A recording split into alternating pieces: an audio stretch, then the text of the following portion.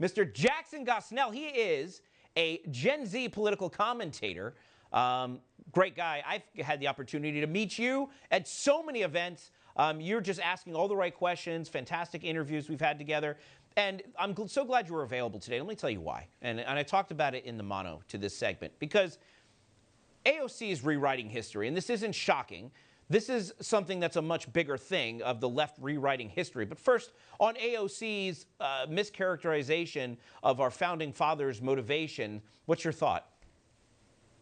Well, look, this is what the left always does. Everybody knows the American Revolution wasn't fought against success. It was about government tyranny. And the left, whatever they want to do to change history, they will do to make it fit their narrative. This is the same party that creates things all the time to best suit their agenda and push things. And just to this topic, you don't become a billionaire by stealing from millions of people. You usually become a billionaire because millions of people voluntarily buy what you created. So AOC is back at it again, increasingly treating ambition as immoral and success with suspicion. It's the left's whole argument for everything. Yeah, and the other part of that is you look at what happens in schools too, right? And I haven't decided yet if AOC is a product of poor education or if she's intentionally misleading people with a rewriting of reality in order to support her socialist agenda. I'll leave that to the audience to decide. But look, in school, and we talked about this last week about the lies liberal teachers tell their students. And of course, if you don't regurgitate those lies perfectly, you don't get good grades. This is part of a bigger problem, right? Where we're being told different things than what reality is in order to support an agenda. And tell me what your experience was like with respect to the things you were told versus the things you learned, just really doing the work to figure things out on your own.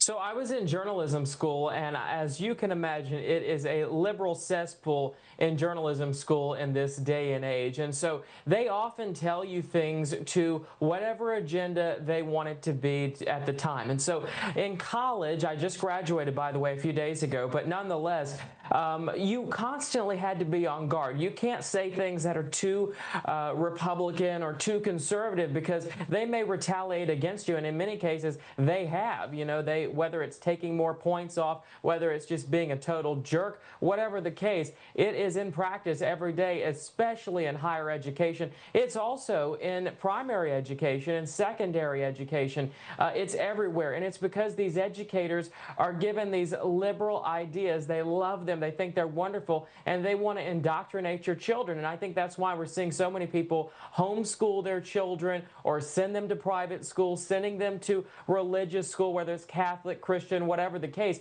because it's a real problem. It's ongoing. I don't know if AOC was indoctrinated in school, but certainly she's not been educated properly in her later years, and that's her own fault.